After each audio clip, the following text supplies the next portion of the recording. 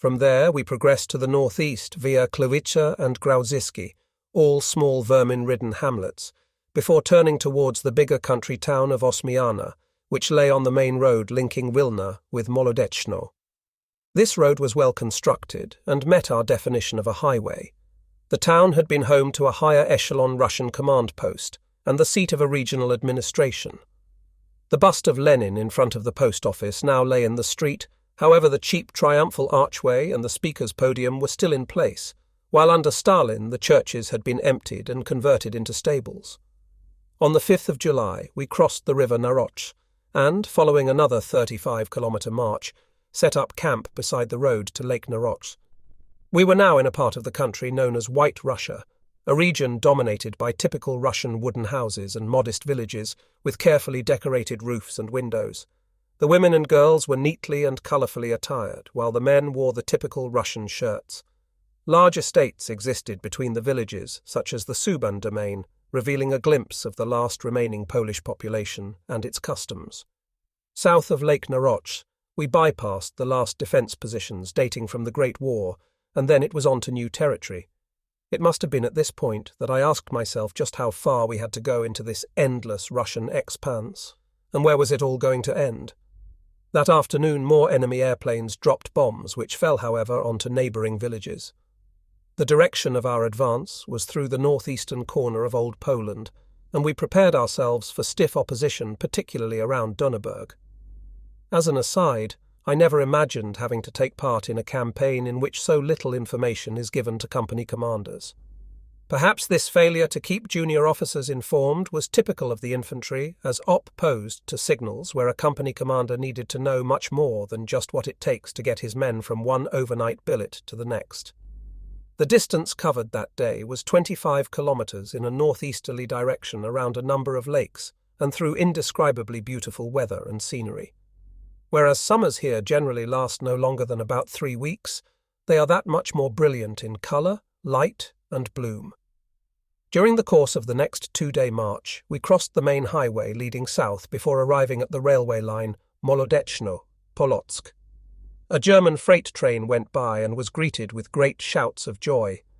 I frequently had to remind the men in the company of the marvellous work performed by members of the supply or garnization who, despite having to alter the railway gauge and build roads where none existed before, seldom failed to bring up our rations and ammunition. Only rarely did we have to secure our meat supply by slaughtering local cattle. The Thaku battalion of the 58th Regiment arrived in Podwilk, where a former Polish garrison had once been stationed. The barracks, which for the most part stemmed from the time of the Tsars, were burned out and had even partially collapsed. Only the walls of the main administration building still stood along with its Baroque-style gable, which was covered with Soviet inscriptions dating from the days of the short Russian occupation. The facilities, the gardens and parkland stretching along the shore of the lake was proof that during Polish times conditions must have been both orderly and well regulated, whereas now one could only hazard a guess where flower beds, footpaths and tennis courts had once been. Within the relatively undamaged commandant's house, I encountered much the same atmosphere one could expect to find in any senior commander's accommodation. Although the interior of the house was in ruins, one could see that it once had electricity, a bathroom with hot water, and a functioning tennis court overlooking the lake. In the meantime, the stove had been ripped out, all light fixtures smashed, the bathroom shot up, and not a single pane of glass remained intact.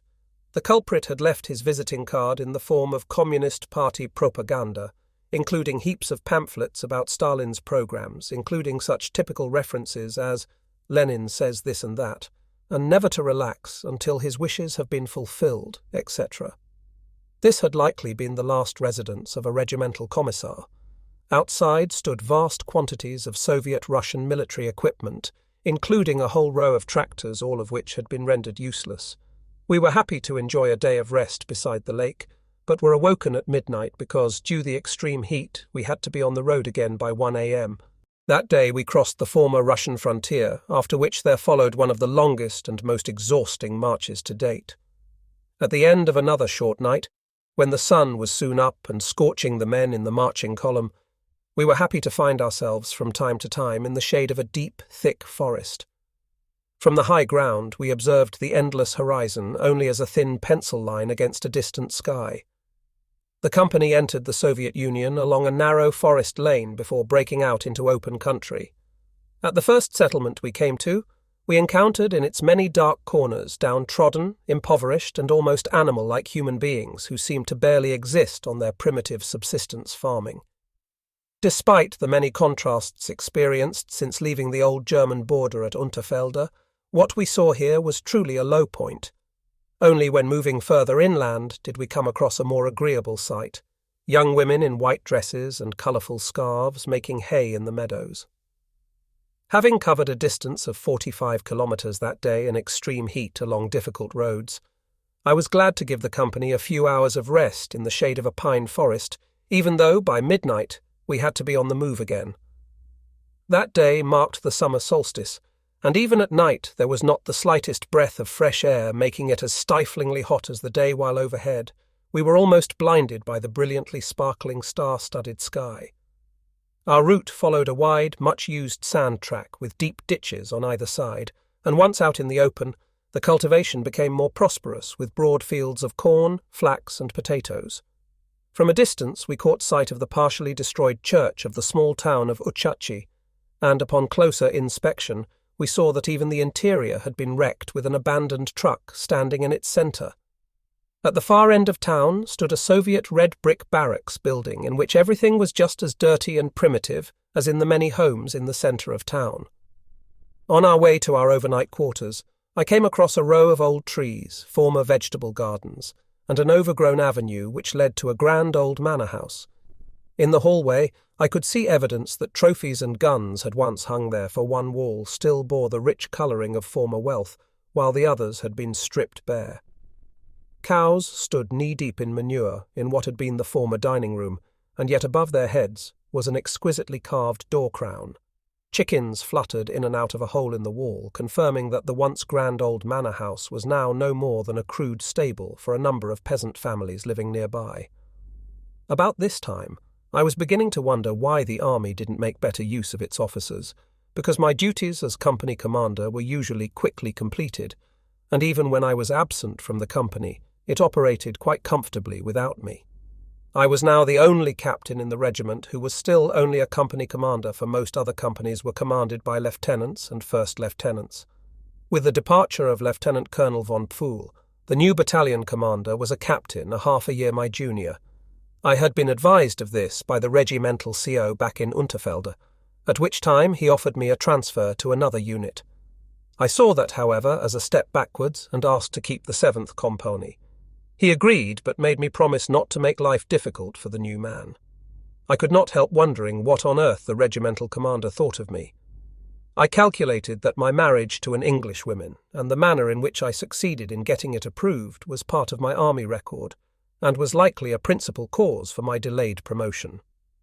Anyway, largely untroubled, I continued to ride my trusty horse Ottilie, or for long stretches march at the head of my company. I hadn't much to think about, as the new battalion commander ran a very tight ship, even reaching down to company level.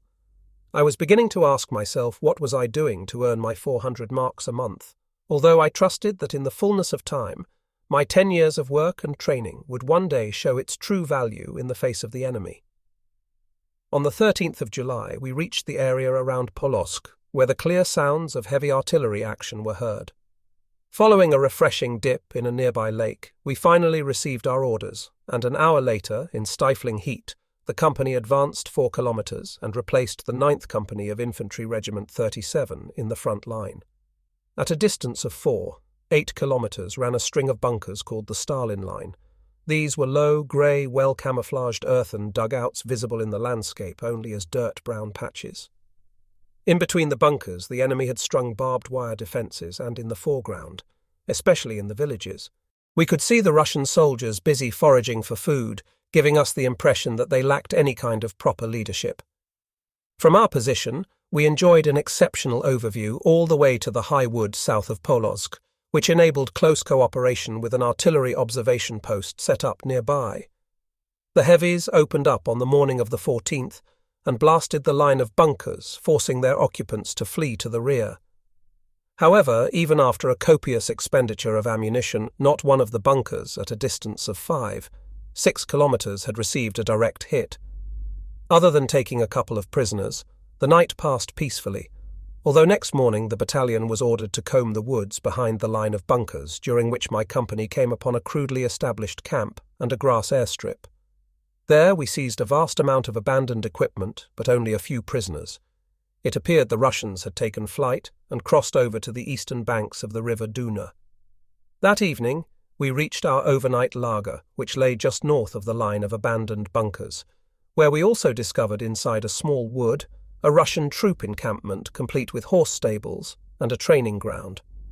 We guessed that these facilities had been used by men manning the Russian bunker defense positions. At the village of Lucha, our column descended the steep banks of the Duna only to find the engineer-built pontoon bridge to be still 6 kilometers further on. Both banks of the river were home to a number of summer homes known as dachas, and it was evident that the area had at some point been a popular destination, but was now nothing but a wretched mess with roofs shot away, overgrown gardens and weed-infested lanes. Once across the river, we proceeded along a paved road that linked Polotsk with Vitebsk, and the closer we were to Vitebsk, the greater were the signs of recent fighting. Shot up and burned out tanks, destroyed motor transport and horse cadavers in the ditches on both sides of the road, and wooden crosses marking the graves of fallen German soldiers bearing either a steel helmet or a tanker's beret. Not far from Vitebsk, we moved northwards along a broad, paved avenue of the kind we hadn't seen before in this campaign. However, our pleasure at having a good road underfoot was short-lived, as we were required to turn east to meet up again with the river Duna. Because of the time of year, we were able to ford a narrow stretch of the river, and once on the far bank, gained the sense that we had entered a lifeless country, devoid of birds and wild life, with only the odd fish jumping and a solitary hare dashing across our path. That night, we lay in our tents listening for the whistling sound of bombs that Russian airplanes randomly scattering into the darkness below. Any damage was purely accidental, but as we were to see later, their arrival overhead had sometimes very unpleasant consequences. On the northern banks of the Duna, we came upon an isolated industrial complex which turned out to be a vast cement factory. All other factories in the region were built of low-standing wooden huts. The few saw and paper mills we encountered had been completely destroyed. In the village of Bewley, we crossed over the river Usviacha on a tall, spindly wooden bridge and entered a thick forest where we were immediately fired upon by both rifle and machine guns. For the first time since the start of the war with Russia, the men were compelled to don helmets, which they did with humour. It turned out we had come up against a rear-area partisan group, although by the time we reached the ambush site, the enemy had vanished and all was quiet again. Our advance took us towards the town of Welish. Already from a distance we could make out at the edge of town a number of large burned-out buildings, and only an hour later we were walking through a field of rubble, between scattered chimneys, blackened beams and crumpled roof metal. At the east end of town, there was a tiny chapel that had somehow remained largely undamaged, and inside a small oil lamp cast a blue, red and yellow light upon a nearby hanging icon. Sitting outside against the wall was a dazed and exhausted old woman with her bundle. In Welish, we crossed the Duna to the south bank, where men and horses were finally able to enjoy a swim, a wash and have nearby Russian women to mend their uniforms. Before continuing our night march, however, the Russian bombers returned, but happily for us were chased off by our fighters, with 2 of the enemy plunging to the ground in flames. On the afternoon of the 28th of July, while dressed in swimming trunks and an army jacket, I ventured into the village to check on members of the company, when suddenly I spotted a formation of bombers approaching out of the sun at a height of about 100 meters. At first I thought they were ours, but quickly deciding they might be Russian, I plunged into an earthen hollow containing one of the locals' winter potato store. From the relative security of that potato hole, I full-load the line of the approaching planes and watched the bomb release accompanied by the usual high-pitched whistling sound. The bombs fell in pairs, and the impacts were getting uncomfortably close, with one stick striking the village main street before the planes flew off and disappeared from view. In the burning Village street, amid much wailing and hand-wringing, the woman and children ran back and forth. Some tried to save a pig or a stubborn cow, while others attempted to save their pathetic belongings. Another bomb had fallen 50 meters away in a wheat field, where First Lieutenant Henniges, still in his swimming trunks, lay with the top of his skull missing. Beside him lay a soldier of the Regimental Reserve Company, whose body had been riddled by splinters. Instead of seeking cover, both had attempted to run. The 6th Company had taken up position in the buildings of a collective farm in the centre of the village, and a pair of bombs had fallen in its midst, destroying vehicles, killing horses and striking a fully laden ammunition truck. The company's entire ammunition supply was blown sky high, making any attempt at salvage near to impossible. Only with difficulty and by application of all hands were we able to push aside a fully laden limber containing tank shells. With the loss of its vehicles, nearly all its horses, clothing and equipment, and all ammunition, the 6th Company was temporarily out of action. Next morning, we passed by the freshly dug graves of the unlucky members of the Regimental Reserve Company, and suddenly what had been a peaceful, sun-bathed scene had become the brutal scene of death and destruction. At the end of that day, we made our camp on the edge of a large wood, which reportedly contained bands of armed partisans. The situation in recent days had clearly become more serious, but without yet greatly inconveniencing my company. Fresh enemy troops had crossed over from the north bank of the Duna and brought our tank advance there to a halt. The pressure was building. Our advance continued, but in shorter stages, first to Yelcha and then along the river Mesha. The open spaces soon gave way to a dense forest which reached down all the way to the river's edge, requiring us to negotiate our way through an almost primeval jungle. After a short rest in a swampy woodland, we were once again ordered to advance, and having crossed over the Mesha, we worked our forward along bottomless sand tracks and through dark pine woods. Ahead of us there had been a clash with cavalry elements, and we had to step over countless horse cadavers, which in the warm, dusty air stank horribly. Empty saddles and damaged carts painted a ghostly portrait, but we had no details of what had taken place there. Uncertain of our destination that night, a motorcycle messenger suddenly appeared out of the darkness and reported that the Russians had attacked in great number some 6 kilometers ahead of us, and that Infantry Regiment 53 had panicked. Trucks and cars had either been abandoned or driven into each other in an attempt to get away. In response, we set off at a brisk pace towards the north and came up close to the village of Katkoa, where we were briefed about the situation which confirmed the messenger's report. Between us and the enemy were 6 kilometers of dense forest, at the edge of which our battalion quickly established a nighttime defense perimeter. The men of my company were finally able to snatch some sleep, and lying down beneath a row of trees, the smell of warm pine reminded me of peace and summer nights of old. It was the 1st of August, and my company was ordered to advance along the road between Katkoa and the south bank of the Duna and make contact with the remnants of Infantry Regiment 53. Luckily, the thick woods on either side were free of enemy forces, so that contact was made with the remains of the motorized battalion. Along a 5-kilometer line through the forest, the Soviets had been hammering us with their artillery to good effect. The enemy was dug in on the north side of the river, and their presence prevented the men of our battalion from recovering not only the vehicles, but also the dead. From the wooded heights, a Russian artillery observer enjoyed an unobstructed view of our side of the Duna, and yet our battalion commander demanded that the 5-kilometer stretch of road be defended at all costs, requiring the 150 men of my company be extended along the full length of the entire route. In complying, I recognized that we would never be strong enough to withstand a determined enemy attack across the road to the west. Although it was a beautiful summer day, I nevertheless had a bad feeling. I knew the Russians were coming, and we would likely suffer heavy losses without any tactical gain. Reinforced by a machine gun detachment, a mortar squad, and an anti-tank platoon, I made the decision to have the company prepare an extended defence position alongside the road when, to my relief, we received orders to move back. In the dark, we covered 12 kilometres along a narrow path and over the river Mesha until we reached our forest bivouac destination. On this 1st of August, we were once again sighted by our friends, the Russian Rata planes, which appeared overhead several times a day, even firing blindly into the forest. On this particular day, a courageous artillery spotter was attacked, and before he could reach safety, his Henschel biplane was torn asunder by Rata cannon fire. While the remains of the airplane fluttered to the ground, a solitary figure hung suspended from his parachute, allowing the 3 Russian airplanes to line up and ruthlessly machine gun the hapless pilot right before our eyes. At the end of an uneventful night, we were ordered to take up the defense of the Poshogi strongpoint, while companies 1 and 5 moved 4 kilometers further east to attack the Ordinka monastery. We dug ourselves in a mere 800 meters from the edge of a sinister-looking Russian forest, and yet I remember feeling confident about this job. We were together in mutual support, had an open field of fire, and were following clear and simple orders.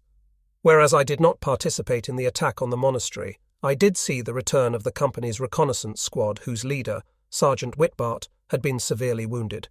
He was our first casualty. By midday, Regimental HQ ordered me to assume command of the 3 Battalion, whose leader, Captain von Issendorf, had also been wounded in the assault. So following a short farewell to the 7th Company, I was in a motorcycle sidecar once again heading north across the River Mesha. Captain von Issendorf, who had been shot in the lower arm, had his command post set up in the village and was able to brief me on the situation. The village was surrounded on 3 sides by thick, impenetrable forest, and in a cutting 2 kilometers northwest of Katkawo stood a number of derelict barns identified on the map as Krissy.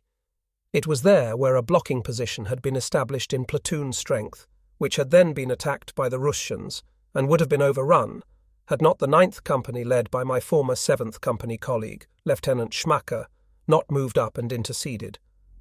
However, no sooner had he achieved this brief success than Schmacker's company was attacked from the flank and forced to retire to Katkovo through the forestimated the Russians, who were highly skilled in forest fighting, made this a costly retreat, and Lieutenant Blas and his platoon lost contact with the main body and were wiped out to the last man.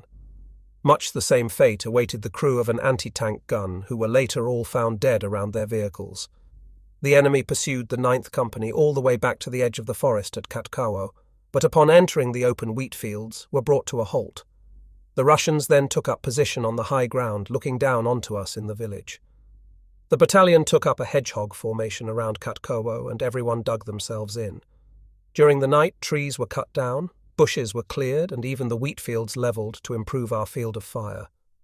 Despite all precautions, there were only few places where one was safe from sniper fire during daylight hours. Between 2 and 4 a.m. the enemy resumed his attack, but were once again thrown back. Such attacks came almost daily either in platoon or company strength, and were never launched in the same location or at the same hour. Sometimes we had to resist 2 or 3 assaults on the same day. Happily, we had the assistance of Captain Vorhauer's artillery battery, which brought many an enemy build-up and attack preparation to a halt even before it began. The battery stood off to one side in a protected location, a position I visited almost daily, while up ahead one of our artillery observers, carefully concealed from the enemy, radioed in target information. That first day saw the Ratas return to attack the village of Katkawo and the battalion command post. In fascination, we watched these fat bees as, one after the other, they lowered their large noses and started to shoot at us. When they finally pulled up, we were relieved that the Russians hadn't yet come upon the notion of combining a bombing raid with an attack on the ground.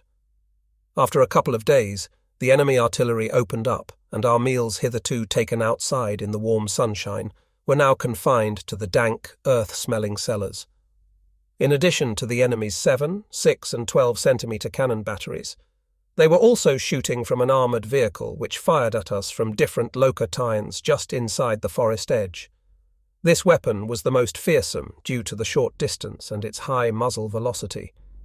We never heard the gun go off and were only conscious of it at point of impact and seeing the resulting holes in the walls of the houses. Just as dangerous was the Russian heavy mortar, which could reach distances of up to 4 kilometers, a distance considerably further than our heaviest. The firing of an enemy mortar was heard only as a muffled bang, and only in the still of the evening could we detect the approaching shell by its swishing sound. This particular weapon with its wide shrapnel range was the cause of numerous casualties, and when more than once one of them landed close by, I was certain I was done for. Day after day, life grew more and more difficult, and losses grew in number. The line we were defending in the village was both crooked and narrow, so that when we came under attack, there was no place to hide from the intense Russian rifle, machine gun, and artillery fire. During the next few days, 10th Company Commander Lieutenant Schultz and his deputy Lieutenant Depper were both wounded by crossfire, and an assault on our Orchard command post resulted in the 3rd Battery Forward Artillery Observer being hit along with a signals squad leader and 2 telephone operators. On another occasion, the Russian 12.5 centimeters artillery battery shelled us so intensely that we were unable to hear each other speak, and there too another artillery observer became a casualty. The entrance to my dugout was repeatedly darkened following the impact of each artillery shell, and inside the dust and dirt trickled down from all corners. Battalion staff started to resemble members of a rabbit warren enjoying the sunshine and fresh-scented grass, until, at the first sign of danger, they all scuttled back into their holes. The Russians applied every trick in the book in the effort to defeat us. Air raids from above with their Ratas and high-flying bombers, massive day and night artillery bombardments and nighttime infantry assaults. Fortunately for us, they failed to combine all arms in a single all-out attack, so that during our time in that sector, the line held. Early one morning, when the weather had changed and rain was limiting our view of the forest, the alarm sounded. Tanks! Shortly thereafter, tracer bullets were buzzing all around. The infantry gunnery commander, Lieutenant Hopf, and a gunner from the anti-tank company quickly spotted the faint silhouettes of 2 tanks at the edge of the wood, and the duel was on. One of the tanks began to move towards our Orchard command post. Lieutenant Harhaus, the commander of the 12th Machine Gun Company, stood up above the kneeling anti-tank gunners and calmly directed their fire. We were all nervously handling our hand grenades when a massive flame shot out of the tank and it came to an abrupt standstill. I can still see the usually unflappable Hopf suddenly utter a whoop of joy and perform an Indian war dance on the edge of his gun emplacement. The second tank disappeared into the forest and only reappeared in conjunction with an afternoon infantry attack when it too was put out of action at a range of 800 meters. The crew, however, made good its escape. The failure of the last attack appeared to have galvanized the Russians to even greater effort, for they increased the volume of artillery fire, including throwing phosphorus shells and bombs at us, which set the entire village alight. One building after the other was quickly turned to blackened rubble, and the trees in our section of the orchard were reduced to scorched sticks.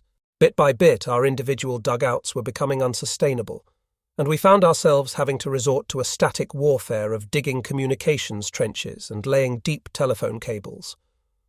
When one day a shell struck the house over our heads and the basement beam threatened to collapse, I decided we had to find a new command post.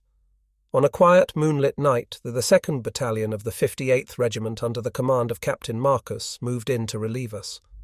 A week later, Captain Marcus would himself become a casualty. Accompanied by my adjutant, Lieutenant Hoppenstadt, and the battalion doctor, I was the last to leave the half-destroyed Villager, in the centre of which stood a long, sad row of wooden crosses marking the graves of our fallen. It was the night of 13th when we moved out, avoiding the horse path, which was under threat from the Russians, who had already moved through the forest, from where they would later attack Kotovo. My company moved via Vysotshet and the Mesha Bridge to its new defence strongpoint at Kanat. My latest orders were to defend this position, but having at first no contact with the enemy, I sent out a reconnaissance detail deep into the woods. While they searched the forest for the enemy, the others dug themselves in, serviced their weapons and mended clothes. No sooner had the defences been dug than the alarm was sounded, and, in quick march, we set off towards the south of Kotowo, where the enemy had attacked an engineer company and had nearly broken through. In our absence, the 3 Battalion took over the defence of the artillery batteries standing to the rear and put in place a blocking line designed to defend, counter-attack and restore the front line should the Russians chance to break through. The main front line ran in a westerly curve, bending backwards near Kotowo, before running due north to the Duna River. The possibility of an attack from several different sides was high, and when General Auleb was informed of this, he responded with a shrug, declaring how his division was in no position to defend the whole world. A few days later, however, the situation called for a counterattack just where the threat had been greatest, and at 7 a.m. the battalion set off again towards the blocking position in the north. I think it was the 19th of August when the enemy in battalion strength had attacked Kotowo from the south. However, the 5th Company repulsed the advance and restored the line to its former position. For the time being, we were destined to remain in Vysotschirt, where during the first few days it was relatively calm, although the enemy continued to fire his artillery and make the odd infantry assault. The activity was not viewed as exceptional, and on the 25th and 26th we enjoyed almost 2 days of complete peace. On the 27th of August, things were however very different. Shortly before daybreak, the alarm was sounded. To the north of us, Infantry Regiment 37 had been attacked by a large enemy formation yelling their usual "Ura" battle cry. In the thick early morning fog, they had stormed one defence position after the other, and through the low-lying mist, the sounds of battle came to us both loud and clear. At 6 a.m. Lieutenant General Oleb arrived at our battle station, and a short while later, the 11th Company began a counter-attack. The battalion's reconnaissance unit had determined that running east to west most of the front line held by I Battalion of the 37th Regiment, under the command of 1st Lieutenant Seifert, had been swept aside under the weight of the assault. Under the cover of dense fog, the Russians had simply bypassed the individual strongpoints and then taken them from the rear. The 37th Regiment must have been careless, for the Russians had penetrated in numbers as far back as the Artillery Regiment 26. The unlucky commander of the regiment, Lieutenant Colonel Hennecke, died in the attack, having only just been awarded the Knight's Cross for his actions around the town of Polosk. The 11th Company made contact with the 1st of Regiment 37 and then pushed towards the old positions, and by 11 o'clock the break in the old front line had been sealed off. This flank attack caught the Russians by surprise, and in great mass they sought shelter in ditches and gullies where many fought to the death. Without support from their artillery, the enemy, who had fortified themselves inside the village of Bolborok, were mopped up in an afternoon operation led by the 9th Company, although it was only after bitter house-to-house fighting that the village was finally cleared in the early evening. The enemy had been driven from their cellars and forced out into the open potato fields, where they were caught by our machine guns, filling the furrows with heaps of brown corpses. The fact that the fight had been particularly hard and bloody was, I think, partly due to the influence of commissars, who were clearly to be seen pistol in hand urging their men forward, and partly from a misjudgment on our part. Whereas it was not uncommon for Russian soldiers to desert by making a fast dash for our lines complete with weapon in hand, our men were often convinced they were being attacked and routinely shot them down. I believe, had our troops steeled themselves more and allowed the enemy to get closer before opening fire, it might have led to a much larger number of deserters coming over to us. I remember making this same observation during the Polish campaign. On the evening of the 27th of August, when, despite heavy rain, burning houses lit up the sky and the cries of wounded Russians were heard somewhere out in the high grass, I finally made contact with my neighbour to my left, which was Engineer Battalion 26, and at that point I knew our section of the front line was once again fully intact. While the battered remnants of Regiment 37 were withdrawn, my battalion, 3 Battalion of Regiment 58, was commanded to took over the entire sector. During our patrols we came upon countless enemy dead and wounded, the latter having crept away, pulled their coats over their heads, and like wounded animals, patiently awaited the end. After the mopping up, we counted 300 dead and wounded enemy, all of whom, I couldn't help reflecting, had at one time been simple farmers and factory workers. We also found scattered in front of our position large quantities of heavy and light machine guns, ammunition and signals equipment. Of particular note was the high quality of clothing and equipment possessed by the Russians who had broken through. They wore some Mir uniforms, shirts and trousers, of tough, durable material, heavy overcoats and good solid boots. No longer were they wearing their usual felt footwear, but instead had vulcanized rubber boots, and on their heads a boat-like field cap. The weather had turned both wet and cold, and we were happy to have straw underfoot and a ceiling overhead when on the 6th of September we learned that the enemy had retreated across the river Duna, and we were to be relieved by elements of the 26th Division. Before departing, we searched the battle zone and found how some of the dead had been hastily buried either by the Russians or by our own people. I was saddened not to have discovered the fate of 22 of my men who had been reported missing. On the 7th, 8th and 9th of September, The entire division set off 70 kilometres further south, and we said a final goodbye to the darkly glowering woods flanking the rivers Duna and the Mesha. When we had first arrived back in the beginning of August, not once had we then imagined we would become embroiled in 5 weeks of bitter fighting against overwhelming numbers of Russians, all of whom proved highly skilled in the art of forest fighting. Even if it was only a flanking move, we were on the road again, and the numbness brought on by life in trenches quickly evaporated. Once again I could hear jokes and laughter coming from the ranks. In the area north of Lake Chucha we came upon fertile pastures, ploughed fields and barns filled with the bounty of the harvest. The buildings were clean and orderly, the cattle well cared for, and chickens and geese were even to be seen in the village streets. I guessed that this was proof that our troops had taken sharp measures against both peasants and soldiers found robbing and plundering. Nonetheless, as far as our own food supplies were concerned, our commanders and rank and file exhibited an astonishingly casual approach and made little effort to build up stores for the weeks and months ahead. Seldom did anyone stop to consider that this war was not only a political war, but also one of economies, for Germany was woefully ill-equipped to supply its many far-flung armies. Similarly, no one gave much serious thought to the unlucky troops who would have to endure the approaching Russian winter. Over the course of the next 10 days, my battalion had little contact with the enemy, and instead spent much time digging and bringing forward provisions from the rear. This involved the trucking in of rye, flax, and clover, etc., for which work local civilians were hired under the supervision of a battalion officer. To the south of Woronzowo, in the village of Nuki, we appointed a man to the position of mayor. He had approached one of our officers and spoke German with an East Prussian dialect.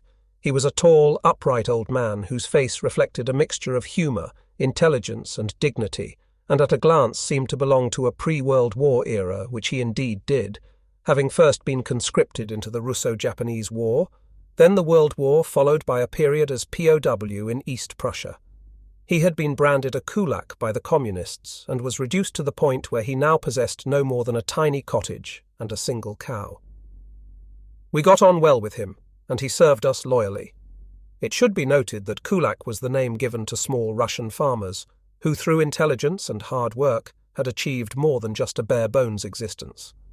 Under the Soviets, they were branded enemies of the state and a threat to the communist ideology, where everyone was required to work for the common good on collective farms. In the 1930s, millions of these small farmers were either starved to death or shipped off to Siberia. The landscape around us began to gradually take on a different form. From small rises, we could see 20 or even 30 kilometres into the distance, and our route along a typical wide Russian unpaved road was marked by a seemingly endless row of telephone poles. My battalion's sector ran the length of between 4 and 5 kilometres, requiring me to establish strong points at each end. These were established on the high ground, giving the reinforced infantry companies a sweeping view of the flat moorland. The main battle line between these two strong points ran through swamp and grassland, interrupted only by stunted pine trees and small clusters of bushes. When it rained, the entire area became impassable, and groundwater was so close to the surface that it required only 1 or 2 shovels of dirt to find ourselves standing in water. This made digging an almost impossible task, so our defences had to be constructed out of felled trees and above-ground earthworks. At this juncture, I was unexpectedly awarded the Iron Cross First Class by my divisional commander. To celebrate, 4 of us officers used up the last of our cocoa supply and drank it in the warm September sunshine as if enjoying an afternoon tea party. The weather by this time was becoming generally unpleasant, alternating between a bitterly cold wind and heavy rain. On a dark night, Lieutenant Hoppenstadt and I were about to set off on an inspection when we heard a sentry call out, "Halt! Who goes there? What is the password?" We listened for a reply, but heard none following, which shots rang out. We quickly blew out the candle, reached for our guns, which were Russian automatic weapons, and exited our hut, ducking into the bushes, while at the same time trying to identify ourselves in the pitch black. A second shot rang out, and the guard whispered to us how he had seen suspicious movement out in front. We drew closer and discovered that instead of the enemy, he had shot and wounded an unlucky horse which we had to speed. Eiley put out of its misery. On the 18th of September, Captain Wickett arrived to assume command of my battalion. It was a curious coincidence, because in June of 1940, I had taken over the 7th Company from him when he was appointed instructor at the Potsdam Army School, and now he was returning from Potsdam to take over my battalion. Colonel von Tresckow, who thought highly of Wickett, had moved heaven and earth to get him back to the regiment. As for me, I was sent to the Divisional Offizier Reserve, which was then led by a Captain Baumann, whom I knew from Paris days, and who had until spring of 1941 been commander of the 6th Company. He was a true old friend, had already been an officer during the First World War, and in civilian life a technical director in a glass factory. The officer reserve was made up of a wide variety of different types. Some regiments saw it as an opportunity to get rid of those considered less suited, or those who had somehow fallen afoul of army regulations. It seemed that Regiment 58 likewise made use of it to move out officers who somehow didn't fit in. I would have been quite happy to have been transferred to another unit in order to have nothing further to do with Colonel von Tresckow, who for reasons not clear to me wanted me out. My impressions of von Tresckow were first acquired in France during an informal invitation to dine with him, however, during a subsequent more formal encounter. He was rude, abrupt, and addressed me with such words as "be silent," or "nobody asked you," etc. While most would not have put up with such treatment even from a senior officer, my possible failing was that instead of voicing my objection, I had meekly replied each time with a "yes, sir." While in our battle positions at Kotowo, there had been an unexpected change in tone, and I had felt privileged to serve under him, but no sooner had he awarded me the Iron Cross than his speech reverted back to its former insulting style, which included such comments as, "You know what you are here for," or "We never wanted you in the regiment in the first place." I had resisted the foolish temptation of demanding a reduction in rank to troop level, because to have done so would have been a waste of a career. Instead, I resorted to my old tactic of simply replying, "Yes, sir," to his every insult while developing a profound dislike for the man. Shortly before taking leave of my battalion, my trusty Batman brought me my faithful horse Otille to say farewell. Our delightful partnership had begun in the village of Jalais, south of the Loire, and now, without either of us knowing it, it was about to come to an end in the village of Cuqui. Snorting and pawing, my bow-tiefled chestnut mare was in fine fettle with a gleaming coat and big dark eyes that surveyed the grey scene of latticed fences and village huts. During the hot marches towards Poitiers we had got to know each other, and I knew that in temperament she preferred to trot or gallop, although when required she could stride with grace and dignity as she had on parade in front of the divisional commander von Biegerleben at the time I had assumed command of the 7th Company. Together we had survived the stressful night marches to the Channel coast, and I was on her back when Captain Baumann of the 6th Company brought me the news of Mary's birth in Stettin. While serving with the Guard Battalion in Paris between February and March of 1941, she and I had explored the length and breadth of the many attractive bridle paths in the Parc de Vincennes. Then came her transport to the border of East Prussia and successive night marches, including the one when we passed by my childhood home in the town of Rhein. During the long march into Russia, Otille had often been without a rider at the tail end of the compagnie, and I mounted her only in the evenings or at night when I had to issue orders for the day ahead. She was with me until Kotowo, where I took over the 3 Battalion and where we found a stable for her in a collective farm that had survived the Russian artillery. When on the march again to our new sector east of Lake Schutzsche, I was reunited with her following many weeks of static warfare, but now came our final goodbye. I never saw Otille again, and although I never learned of her ultimate fate, she probably died on that murderous retreat from Timar to the Rocheau defence position where Wicher, her handler, was also killed. I could only hope that her end had been quick and painless. It might have been that all commanders of East Prussian origin preferred to be rude and tactless, and indeed at war's end they may force me to resign, demote me, or even dismiss me outright. My trust in the army had by then been badly shaken, and having found no understanding with my regimental commander, I had begun to develop a strong disgust for all officers of the von Tresckow kind. On the evening of the 19th, after the colonel had unsuccessfully attempted to replace my car with a Pange pony and cart, a truck belonging to the 14th Company brought me and my baggage to Prechistaya, 15 kilometers to the rear, where a friendly Captain Hilker, the supply officer, kindly took me in. In the barn of the collective farm there was still a stove, although a few days later a Russian bomb hit the building and it and its contents went up in flames. On that evening, however, it was a wonderful place to warm up and get some sleep. On the following afternoon, I reported to the reserve battalion in Subkowo, about 9 kilometers south of Lake Chucha, and found accommodation in the house occupied by Captain Baumann and his adjutant. This was beautiful countryside with sunshine from early to late and a deep blue sky. It was like a Canadian summer. Life in the village offered up hitherto unknown delights, such as a warm evening meal, sometimes with generous quantities of chicken and milk soup. And at night I was able to sleep quite undisturbed without belt, boots and pistol. The day began at 7:30 and ended at 11:30 after the usual card players had finished their game. There was always enough fuel to stay warm, and my day was filled with reading, writing, learning Russian, walking, riding, and cheerful conversation with the others.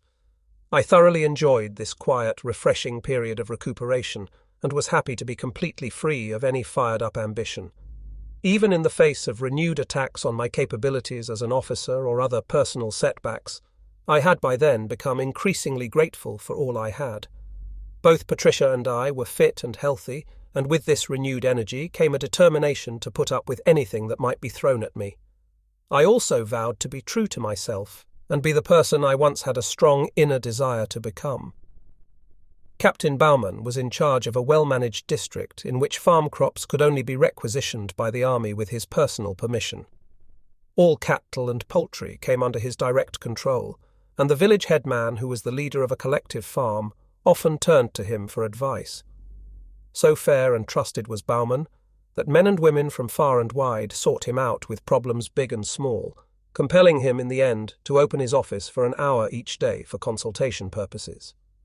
There had been talk for several days of a renewed advance, and thus it came as no surprise to learn that on October 2nd it was already well underway. In peaceful Subkowo, we at first knew little of the forward movement, except that as the day unfolded, we learned it was rapid. The Officer Reserve Battalion followed hard on the heels of the division, although our progress could easily be described as a comedy. While a few of the more senior officers were on horseback, the junior ones were either on foot or had hitched a ride on one of about 20 carts with bicyclists making up the rest.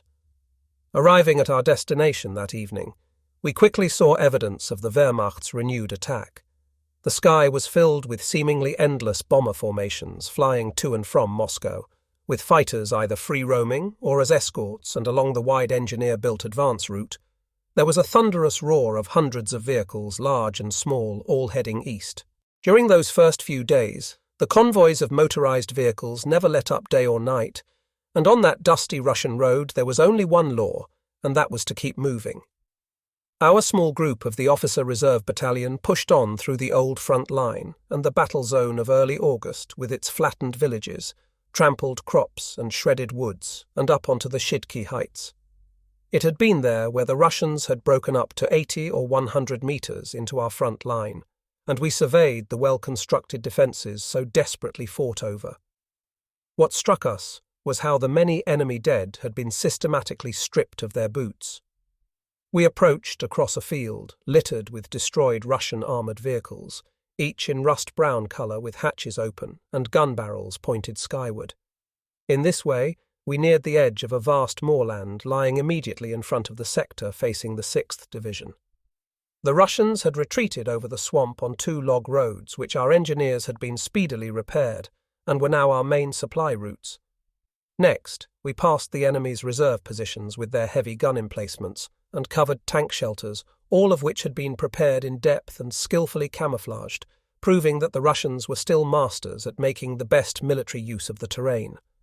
Our objective for the day was the extended village of Baturino, which had apparently been the command post of an enemy rifle division, only now the place was virtually empty. Taking over a local clubhouse, we piped in water, had the stove lit, and by importing a few bits of furniture were soon comfortably ensconced. Despite the rain and low clouds, the trusty Junker 52 transport planes continued to pass overhead in groups of 2 or 3, while on the ground we followed a newly constructed road along the Kokosh Valley, before arriving late in the afternoon at the village of Petrova.